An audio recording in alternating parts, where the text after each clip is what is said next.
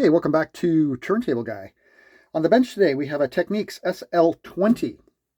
If you've seen my video on the SL-23, I'll link it in the description. It's one of my most popular videos, and I do a complete service on that one. The SL-20 was one step below the 23. The 23 had adjustable pitch controls. This one does not, and I do believe this is a fully manual turntable, if I remember correctly. Yes, I don't think this one has any kind of automatic functions whatsoever. So the issue here is that it's not spinning. Now, it doesn't have a belt, so obviously it's not going to spin without a belt. But he said that the motor is not turning at all. So we're going to have a look at that and see what is going on. And hopefully the motor's not dead. Most of the time I find that the motors on these turntables get very dry. Now, he said that this thing was sitting in a closet since the CD revolution of the mid-80s. So you can just imagine that it hasn't seen any use. So if you don't use it, you're going to lose it, right? The motor here is very stiff. I'll show you that. And it is not turning on, but I have a feeling it's not just the motor. Let's get this off. Oh, yeah, these SL-20 and 23s have a kind of annoying dust cover arrangement. You have to loosen 4 screws to get the dust cover off.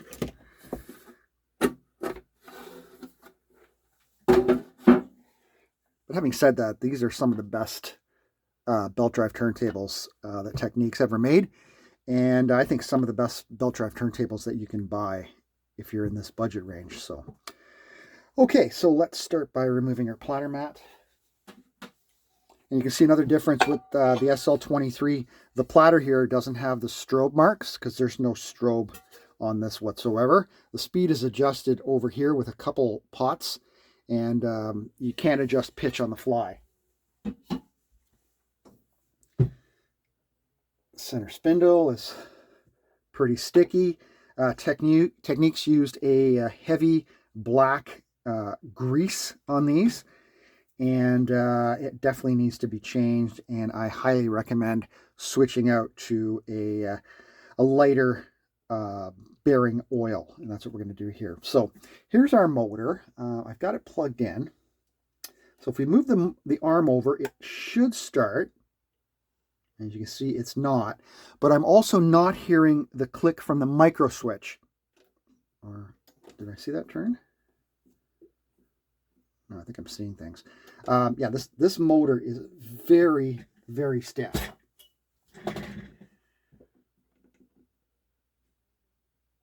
So I think what I'm going to do is I'm going to apply a drop of just light machine oil. You can use something like Singer oil or whatever you have.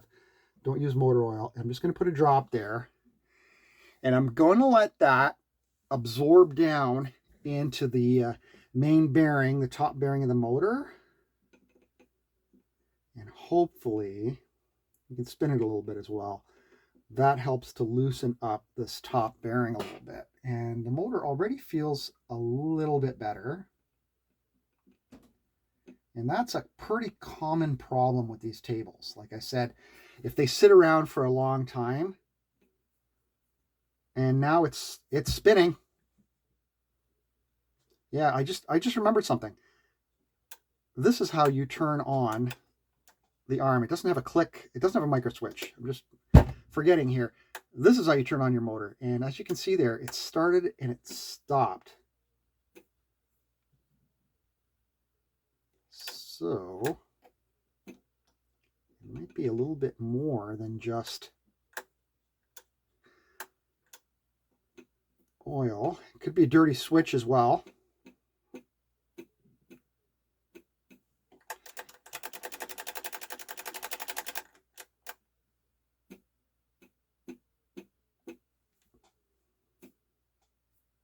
Yeah, it did run for a little bit there, and now it's stopped again. Okay, well, we're going to have to get into this one and see what's going on. I think my plan of attack here is we've already lubed the motor. We're just going to let that sink in for a minute. It's already gone down a lot. And it feels better already. Center spindle will take care of that. I think the most important thing is to find out why this motor is not spinning and get it spinning. That's important. We're going to clean this 33 off and 45 switch here. That's a common failure point for these. And we're also going to clean the 2 potentiometers here that control the speed. Yeah, we'll get a look at those as well. So anyway, let us begin. Get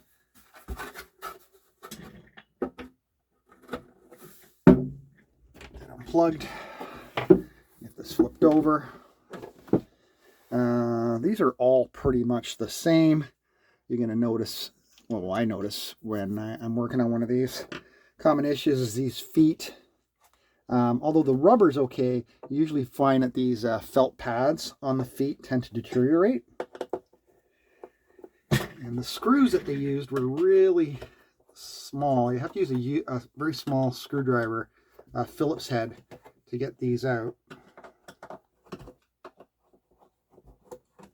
Another failure point on these turntables is the audio cables where they come into the turntable.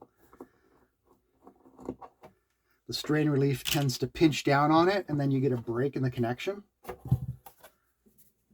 All right, so there's not a lot here, as you can see. We do have a motor control board here. There's our 2 pots. Here's our main speed switch. So what I'm going to do, first of all, is I'm going to clean this switch. And I'm going to clean it with some non-residue cleaner first. So CRC makes a cleaner like this as well. This is just a Canadian company that I bought this from here. You just want to really douse this, because we're going to flip it over right away and see if this actually helped. So I'm just going to exercise that switch.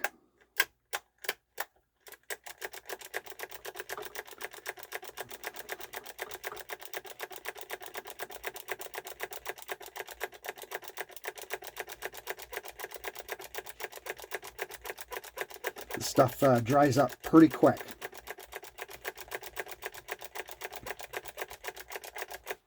Okay, so I'm going to flip it over and plug it back in and just see if our motor is spinning now, if that helped at all. And yes, it is spinning. So that's all it was. And a dirty switch. I know you can't see that, but it is spinning. Okay, so we got the motor situation resolved. We got a dirty switch. That's very common in these things. If you get an SL-23 and an SL-20, absolutely clean this switch. And you're going to have to clean the potentiometers on the SL-23. There's 2 pitch controls, and highly recommend cleaning these as well. These are the speed adjust pots for the motor board. So I don't know if you can see that all right. Not spinning. On. And 45. 33. Working great now. So that's all that needed. I'm going to unplug that.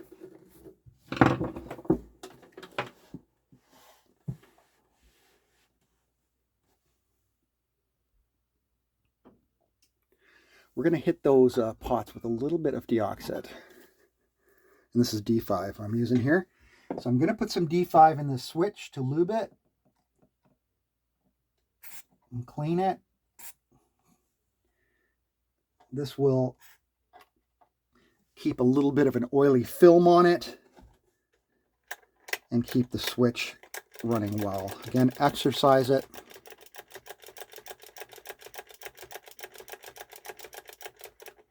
I'm going to hit these potentiometers as well with just a little bit of D5 here.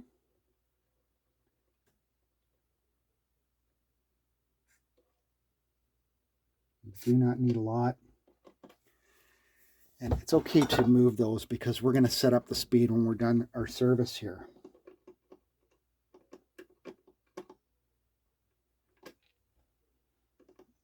You actually have to turn these from the top. So you just reach down these holes here and just exercise that a little bit to get the deoxit moving around and cleaning. Like I said, we'll set speed when we do our sound test. Those feel better already. And we'll just kind of put them in the center position for now. So right about there. Okay. All right. So what I'm going to do here, I'm not going to do it on camera because it's not very exciting. I'm just going to pull this little board up here. There's 2 screws, and I'm just going to take some measurement on these caps and see how they're measuring. And I'll see what values they are, and I shall return. One sec. All right, so I pulled up this board, and I took some measurements on these caps, and they're all fine. And there's 1, 2, 3, 4, 5, 6. There's a couple 33s, microfarads, 2 1 microfarads, a 0.47, and a couple 10s. 3, 4, 5, 6. All at 16 and 50 volts. The ones you got to watch out for are the blue ones from the late 70s. Those tend to get the leaking electrolyte, and they'll show up as a little bit of rust on usually the negative leg of the capacitor. These are fine. I'm not changing them. So we'll leave those in there. The main cap, the main filter cap here also measures perfectly fine. So I'm pretty pleased with just leaving this alone. We've rectified our dead motor, so it was just that switch. So let's go ahead and do our main spindle. Now these spindles are, this is unplugged, right? Because this is AC power right here. The main spindle here is held in with a screw, which is glued. So you have to be careful to break the glue, but not strip the screw. And that came out okay. Let's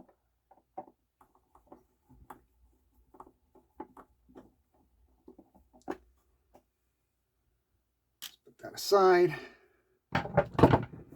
And you're going to see a really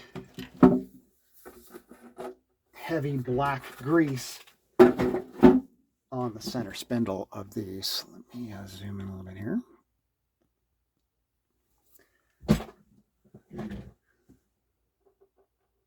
And this is what they used from the factory. Actually, this was more gray than black. Usually it's very black. And here's my problem with using a grease, okay?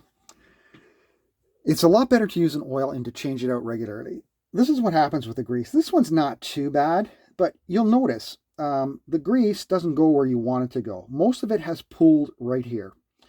And this does not touch anything. These are the main parts of the bearing, the upper part of this shaft and the lower part, and obviously the ball bearing. There's still grease on the ball bearing, but you can see here that there's almost none left here. You can see a little splot there, and then this part here is pretty much bare, right? So that's why I prefer an oil, because the oil covers the whole shaft. And it sits in the bearing, and the oil can't go anywhere, so it constantly lubricates. Whereas this grease moves up, and it might move up and down. You've got bare spots. It's the inferior lubricant here. So we're just going to clean this off. I'll just get rid of some of the heavy stuff first with a paper towel.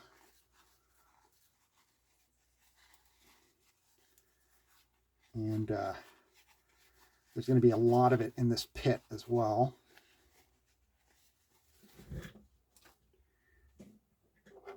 Excuse my head.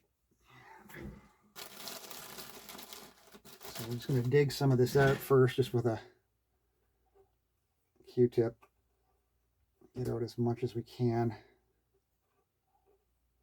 It is pretty nasty stuff.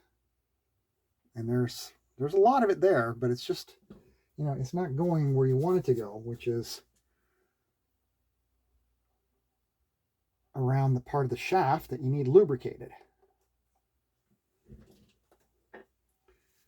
Another thing you can do is you can get some paper towel And you can roll it up.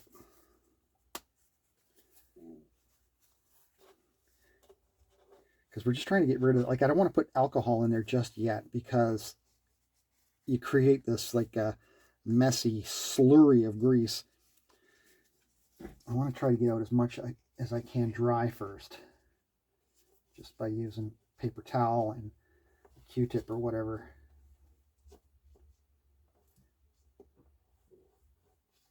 You can see right what's coming out. And then we'll get the alcohol in there and we'll get it all out.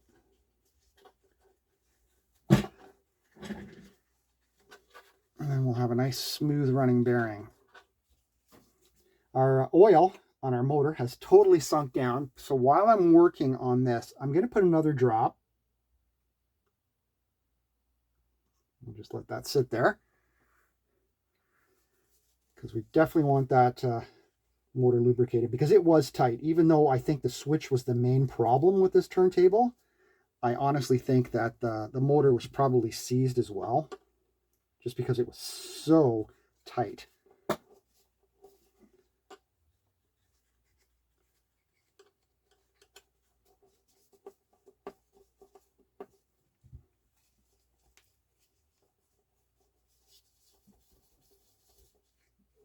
Okay, it's getting better.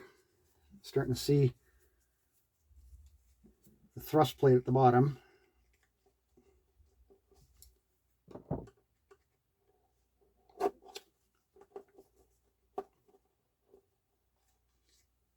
Okay, I think we're good now. All right, so now you want to get your solvent, which in this case is just some IPA.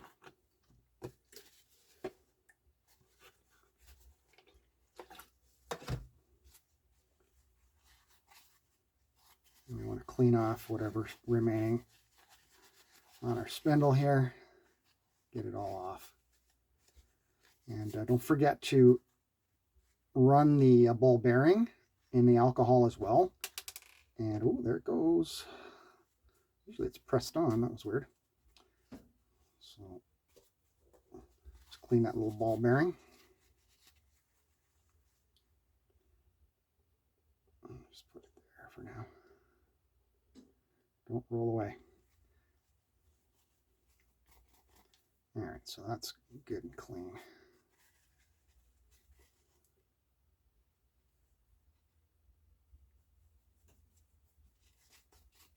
Good. And then we'll continue working on our bearing well.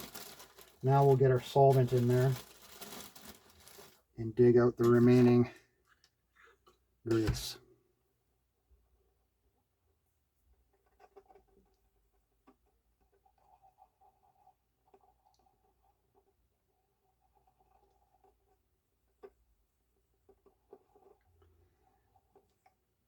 You can still see there's quite a bit in there.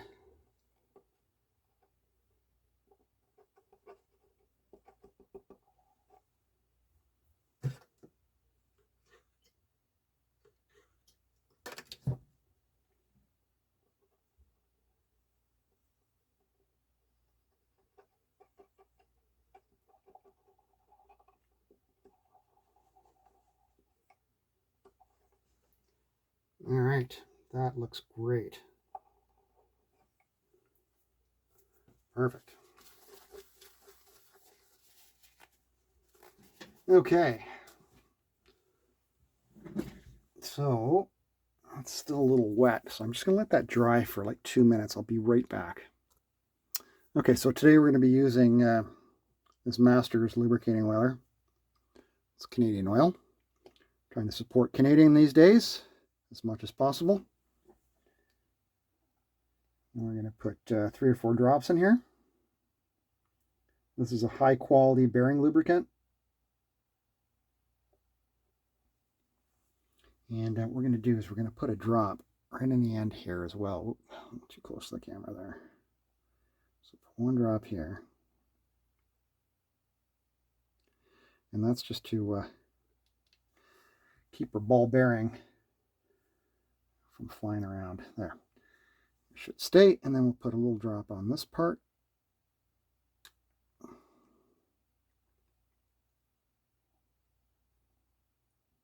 And a drop here. That way it doesn't go in dry. And then we can reinstall our shaft. And it will slowly go down, and there is a screw hole in this one, so it acts like a pressure relief valve. And that is a million times better. Beautiful. Let's check our motor real fast. Let me zoom out here. There's our motor. Hopefully you can see it spinning a little better now. There we go. Maybe if I put a little mark on it, you can see it spinning better.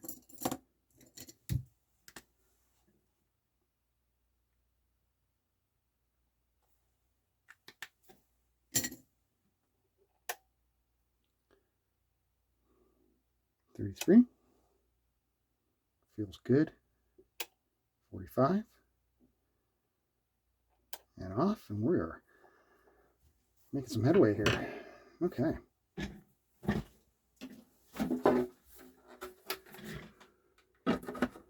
So we're just going to turn our table over, and we're going to put our screw back in.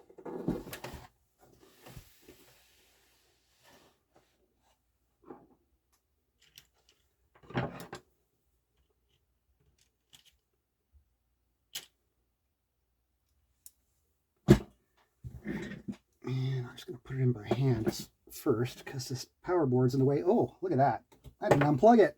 Ha! Smart. My hand's right on the 120.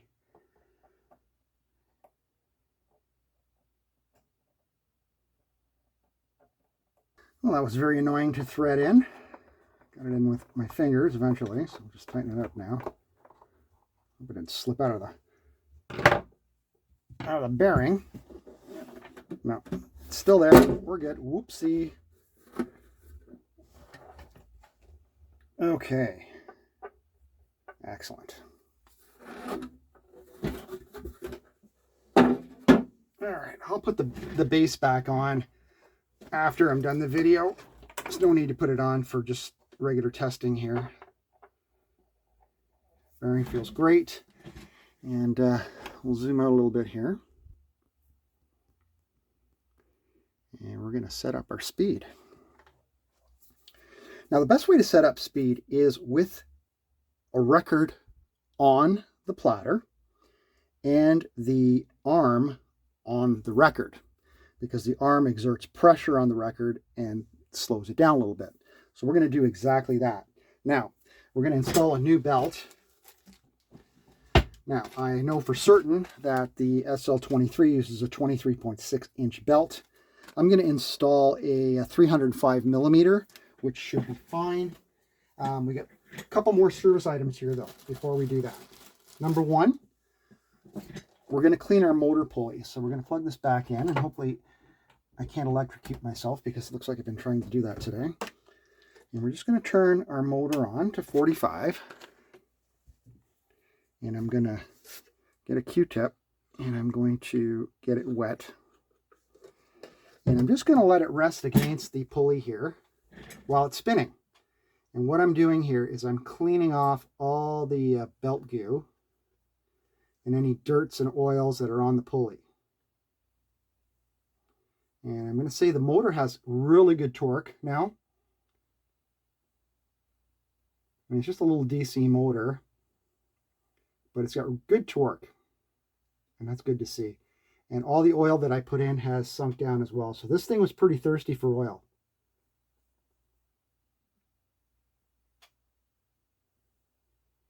You want a clean pulley because you're putting a brand new belt on and you want it to be clean. You don't want to contaminate it as soon as it starts spinning. So it wasn't too bad, actually. Also, we're going to clean the platter where the belt goes. Again, just a paper towel. A little bit of IPA. Grab your platter. And this one looks pretty clean. And you're just going to clean where the belt rides. Just give that a wipe. Get off any grease or oils. Clean that all up. And now we can safely install our belt.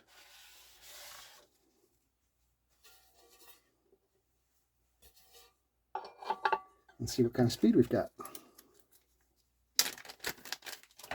It's nice to see this turntable spinning, right? Probably hasn't spun in, gosh, more than 30 years, probably 40 years. All right, 305 millimeter belt is perfect for this turntable. See, it's just tight enough that it doesn't fall off the inner platter, right? But it's got plenty of stretchiness to go around our motor.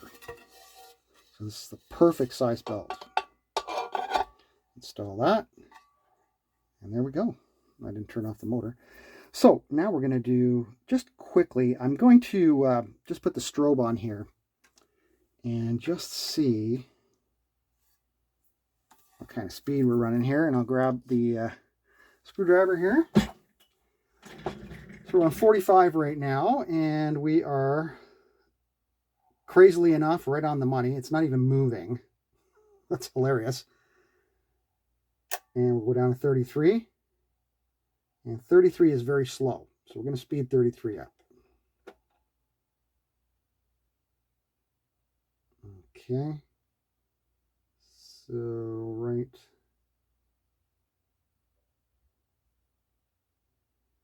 Let's say right there. Okay.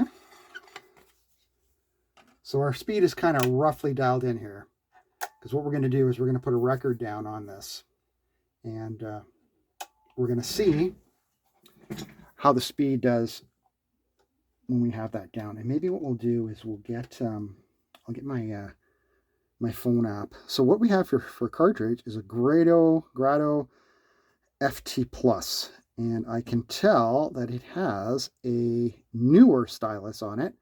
This is one of the newer Grado styluses. Looks like it's a, it's got a red dot here and a silver dot here. That doesn't make any sense. Usually the dots are the same color, meaning it's a Grado red. But is that a silver? I don't know. We're going to clean that though. Clean it with a little 70% IPA.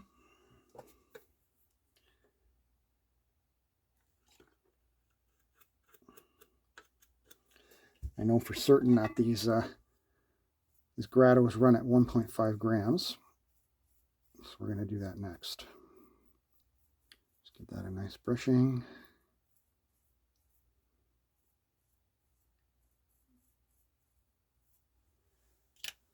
And now we will set up our tracking force. Okay, anti-skate to 0. And we're going to dial this in. So you want to move your tone arm over, and you want it to achieve balance, where the arm is just floating.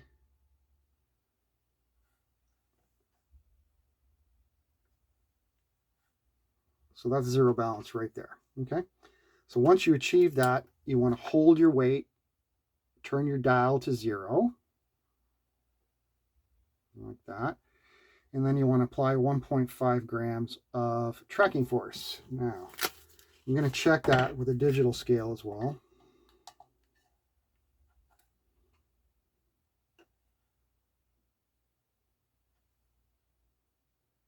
Pretty close, 1.6. So just dial it back a little bit. There we go, 1.5, perfect. Okay, and then once you have that dialed in, we're going to adjust this to 1.5, the anti-skating, which is right there. And one more thing we're going to check, because this is a Technics turntable, we're going to check our alignment on our cartridge.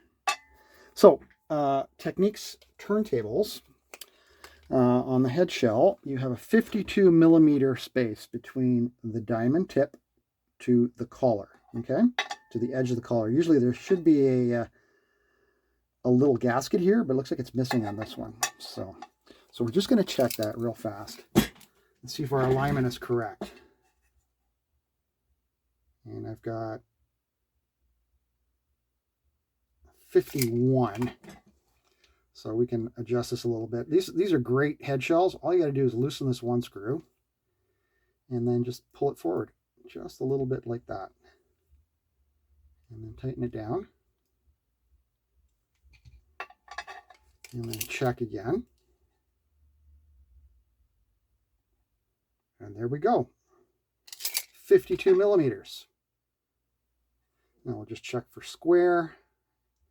There's usually no problem with that. Another thing you can do if you have a Technics overhang checker, you can just put your Technics head shell in here.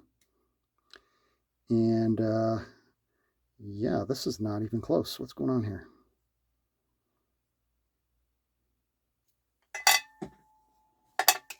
Am I losing my mind?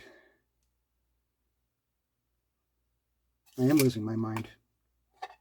I was not looking at the right number. That's 100 and no, that's 57. Because I don't use the end. I start at 10 and I go to 15, 16, I go to 17 when I do it, right? But I had looked past, it was actually at 15.5.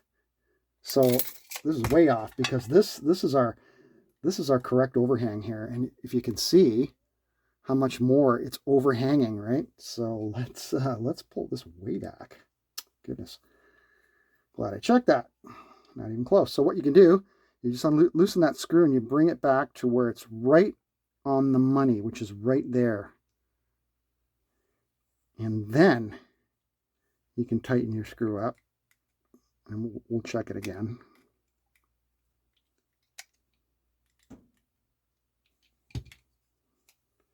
Just to make sure it's square. Right about there. This should be 52. That's better. There you go. Okay. Now we can tighten this up. That shell square. And now we can put that back. That'll be better. Okay. We'll get our platter mat back, and hopefully there's no cable issues on this turntable. Hopefully we get sound in the right and left channels. Plug this in.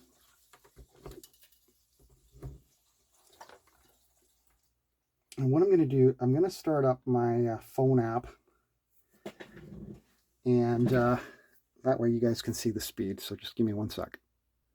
Okay, so this battery's about to die, so I have to do this real fast.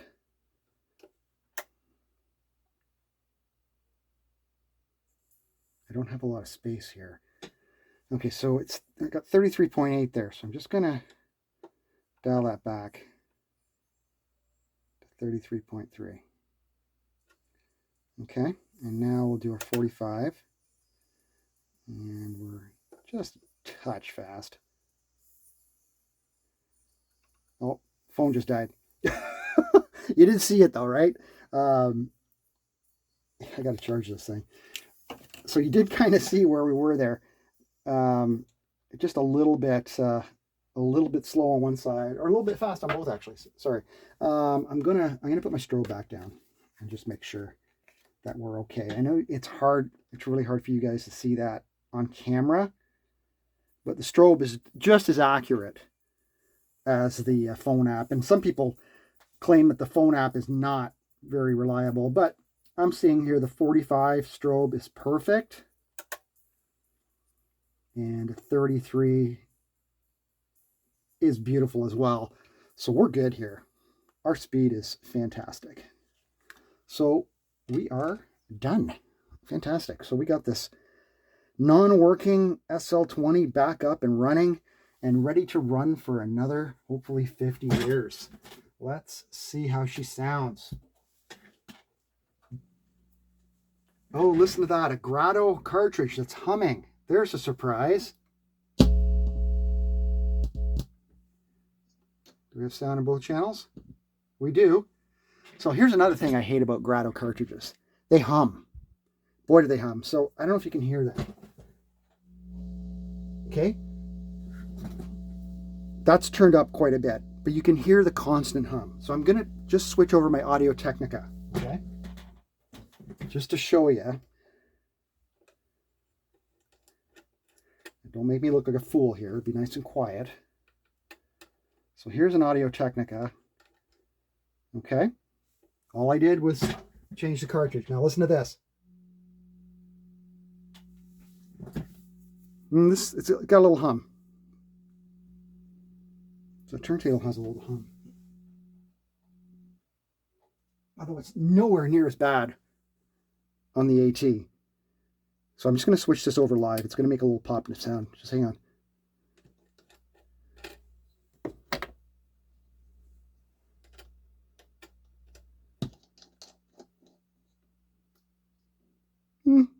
No, I wouldn't say the Grado is any louder, to be honest with you. But they do hum, especially if there's if the motor is mounted closer to the cartridge, like in this case, the motor's right here. They do tend to hum. But I'm not gonna blame the Grado this time. Just gonna check cables. You guys are probably going, I don't hear nothing. I hear it a little bit. It's not totally silent. I like it to be silent, but let's see what she sounds like.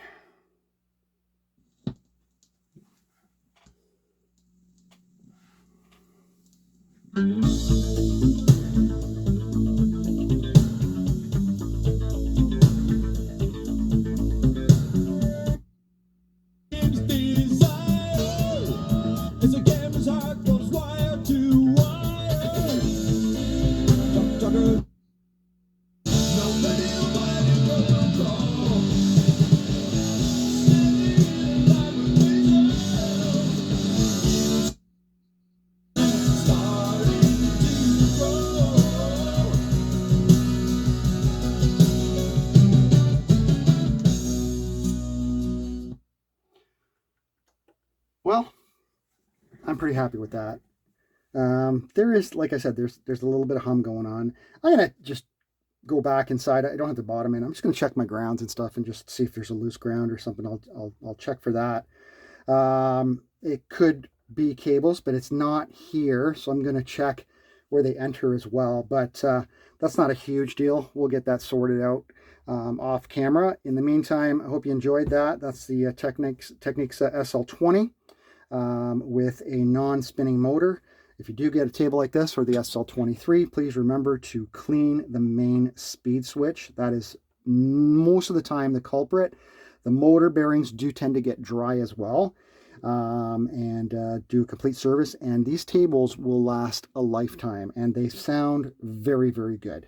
So anyway, guys, I hope you enjoyed that, and we will catch you in the next video. Take care. Bye-bye.